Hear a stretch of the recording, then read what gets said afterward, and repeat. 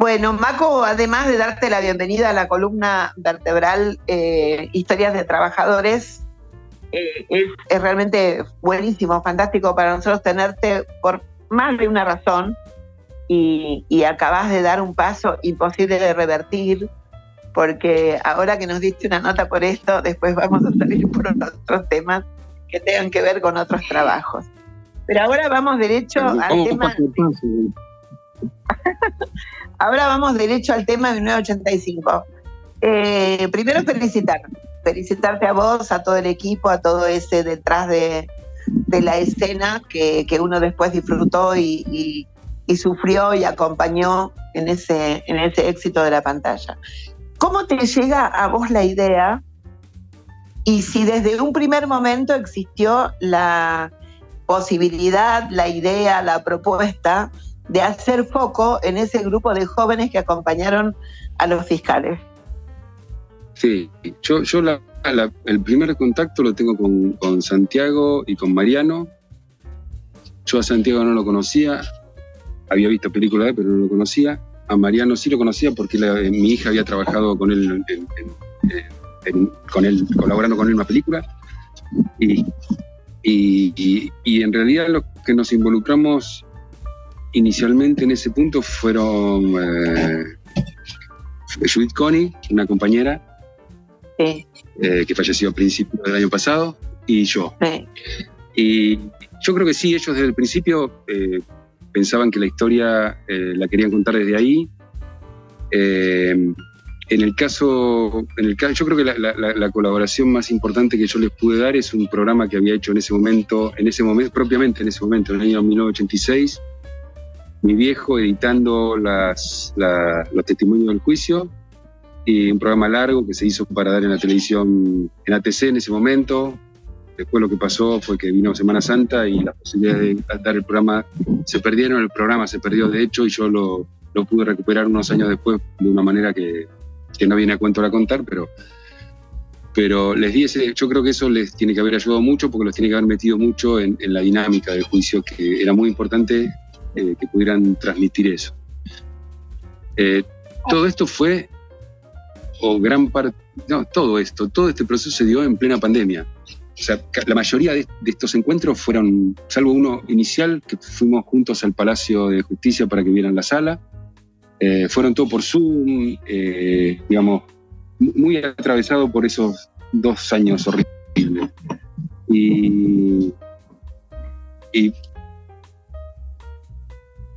no, en el caso de Judith y el mío, nos ofrecieron después hacer una pequeña aparición en la película, mínima, que hicimos con mucho gusto y en mi caso fue muy, ¿cómo decirte? Muy sorprendente ver la cantidad de gente que trabaja para que una película sea ¿no? Era impresionante ver la cantidad de fotógrafos, camarógrafos, sonidistas, extras, foto fija, no sé, 100 personas en el Palacio de Justicia una mañana. Y había una cosa que a mí me sorprendió mucho. Era la primera vez que lo hacía, así que no puedo comparar con otras experiencias, pero se veía muy buena relación entre los que estaban haciendo la película. Obviamente la figura de Darín era muy preponderante por muchos motivos, pero él también abría y generaba una cosa de compañerismo, de complicidad con otros actores que recién están empezando, y como que había muy con el director, muy buen clima de laburo, digamos, muy distendido clima de trabajo, a pesar de estar filmando, te digo, todavía en tiempo de pandemia. O sea, tenía que hacer un hisopado 4 días antes, otro hisopado el día anterior, se ensayaba con barbijo, digamos, toda una serie de cuestiones engorrosas, pero a pesar de todo eso, el clima de la filmación, por lo menos el día que fui yo, fue muy cercano, digamos. Había muy buen acercamiento. Cuenta el ambiente de la industria del cine, también la del teatro, que Darín es un tipo de generar esos climas de trabajo, y esto visto desde la pantalla, viste que lo traspasa.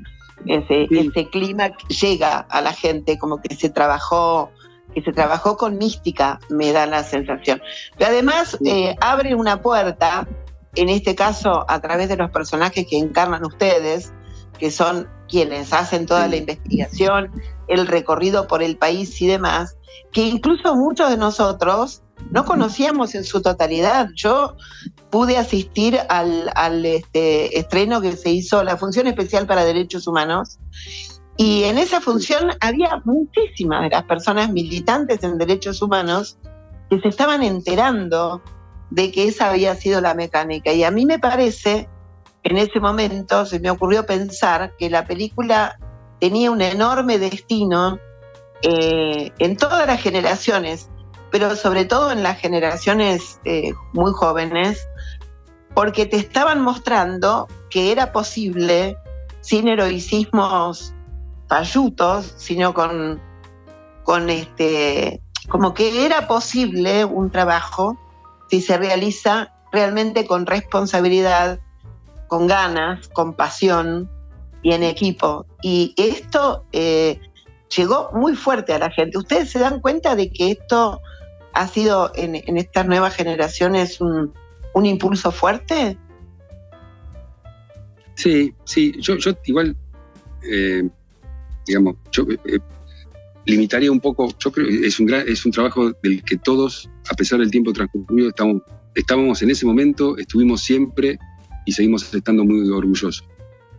Pero me parece que el punto crucial justamente es más allá de que en ese momento fuéramos jóvenes, lo interesante que se dio es que personas de distintas generaciones pudieron formar un conjunto, y ese conjunto funcionaba muy, así como lo que te dije de lo que pasaba en la filmación. Bueno, eso pasaba en la fiscalía también. Y me parece que tiene que ver con cosas que no salen de casualidad. Es gente aprendiendo a trabajar en un equipo, ¿no? Y priorizando los logros que ese equipo puede hacer en conjunto antes que cada uno tenga su ego, que lo tenía. Todos lo tenemos, digamos. También es parte del cóctel, ¿no? Pero esa cuestión de poder, de entender que hay un objetivo que a todos nos interesa más y que se puede trabajar en ese objetivo. Claro, que engloba y supera. Y en el caso particular del juicio, lo que pasaba era que era tan... Ese tipo de ambientes, no es muy raro que se generen automáticamente o milagrosamente, ¿no? En general es un trabajo, también es parte del trabajo, ¿no? Es parte de la cuestión. Y que en este caso a gente relativamente tan joven como nosotros nos hayan dejado hacer ese trabajo, tiene que ver con que eso que se estaba haciendo era novedoso para todos. Nadie tenía una experiencia previa en un juicio como este. Y te decía, sin perjuicio del orgullo que nosotros tenemos por haber hecho el trabajo, en realidad lo que se hizo fue generar las vías de ingreso de algo que ya estaba hecho, algo que se había hecho, que habían hecho era una bola que tenía muchos eslabones previos, digamos. El tema de la recolección. Primero los organismos. O sea, el CONADEP es un fruto del trabajo de investigación que habían hecho los organismos, ¿no? Y si vos te fijas, gran parte del caudal de CONADEP viene por distintos organismos que aportan, y aparte, bueno, ahí mismo en la propia CONADEP se reciben testimonios que no se habían recibido antes. O sea, hay una cuestión de trabajo previo y una cuestión de clima político que permite que gente que no había declarado hasta ese momento se decida y confíe y dé su declaración. Lo que nosotros hicimos fue, digamos, traducir eso a la posibilidad de hacer un juicio distinto del que se había hecho hasta esos momentos y introducir esa prueba de la manera más vívida posible, que es el testimonio, digamos, la persona hablándole a los jueces, con las preguntas cruzadas, preguntas del que ofrece el testigo, que era la fiscalía, y las preguntas cruzadas de las defensas. Quiero decir, fue un trabajo muy bueno, muy edificante para nosotros, pero el nudo de la cuestión fue la gente, ¿no? El nudo de la cuestión fueron los testigos.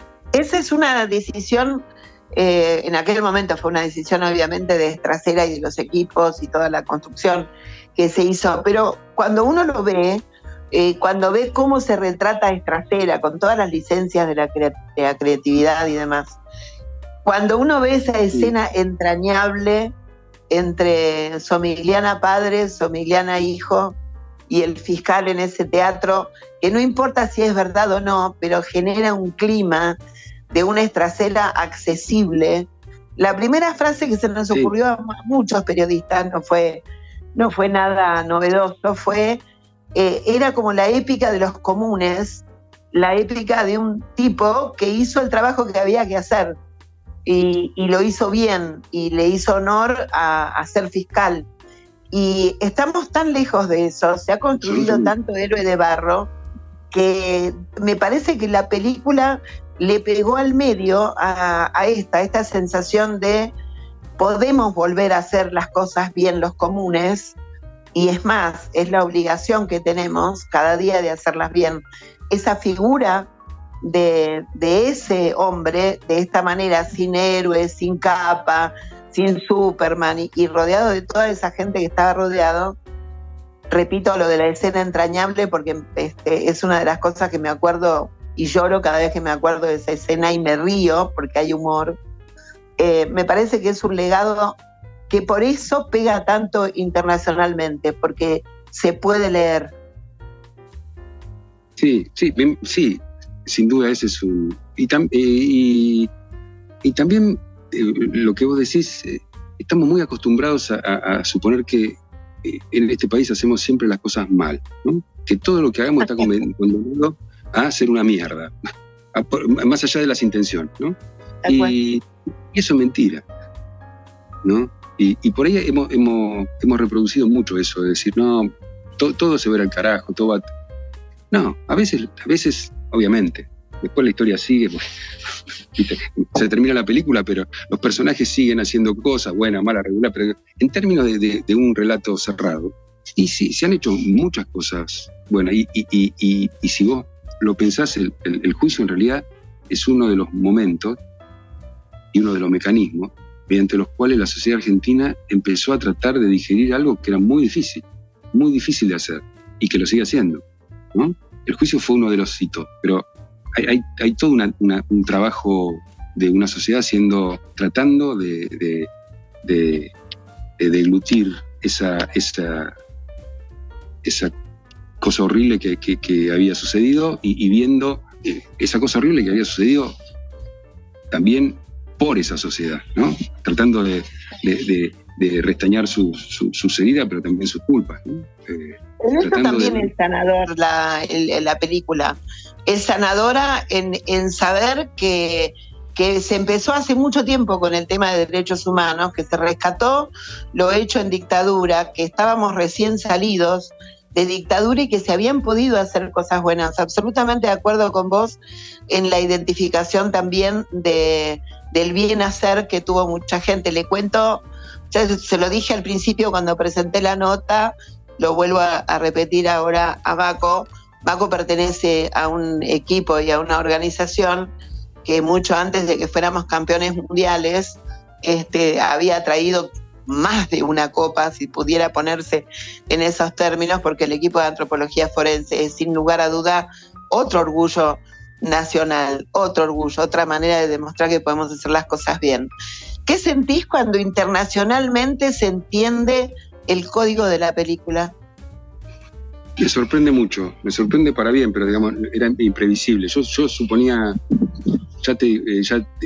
más allá de los acercamientos que tuvimos y de las charlas, incluso con los actores antes de que empezaran a filmar, yo no había leído el guión, ni lo había querido leer, y vimos la película en septiembre del año pasado, y daba la impresión de que era una película que iba a ser, digamos, muy, muy movilizadora para la Argentina, pero en absoluto pensaba que se podía dar semejante trascendencia, que podía tener semejante trascendencia en otros públicos, que por ahí le resulta menos cercano. Y estoy, la verdad, muy sorprendido. Muy sorprendido. Un poco no es el lenguaje universal de la falta de justicia, digo. Cuando en España se conmueven muchos también tiene que ver con que el camino recorrido acá fue extraordinariamente rápido en aquel momento, a diferencia de muchísimos otros países, y además el ser juzgados en el propio país. Sí, hay una cosa hay una cosa que vos decías muy interesante en términos de restarle esa naturaleza épica exagerada a las cuestiones. Y justamente en este caso, y creo que es una llamada de la película, el mostrar, el transmitir que estábamos viviendo una transición, ¿no? Y que nadie sabía que iba a empezar, y realmente nadie lo sabía, y que cada cosa era riesgosa, incluso cosas que, imagínate que cuando, como también muestra la película, cuando salió el fallo, todos estamos bastante contrariados, ¿no?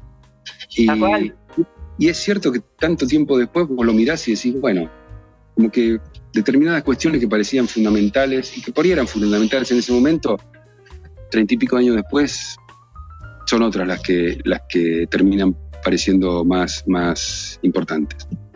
Y porque necesitamos verlo con la perspectiva de un diario del recontra lunes, porque en aquel momento íbamos por más, mucho más, todo. Creo que no teníamos la perspectiva de darnos cuenta de lo que significa. Otro logro de la película es aportar esa perspectiva y decirle, muchachos, tenemos de qué estar orgullosos. ¿Vas a viajar si te da el Oscar?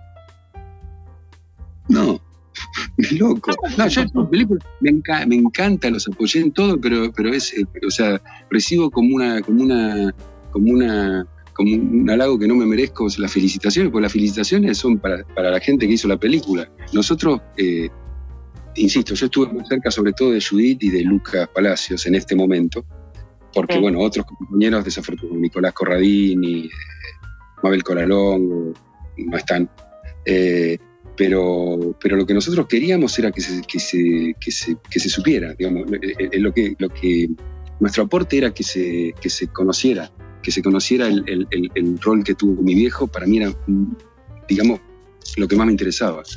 Y eso es lo que nosotros, fue la partecita que nosotros pudimos aportar. Después hubo un trabajo propiamente artístico, cinematográfico, que me da vergüenza que me feliciten a mí, porque no tengo nada que ver con eso. O sea, me alegro de haber ayudado. Nada más y nada menos que haber sido en una parte de esa historia protagonista del hecho que es bien reflejado. No habría habido nada que reflejar sin el trabajo de ustedes. Así que digo, yo sigo felicitándote por aquello y también por la forma en que se ve en la película y por esa escena con tu padre.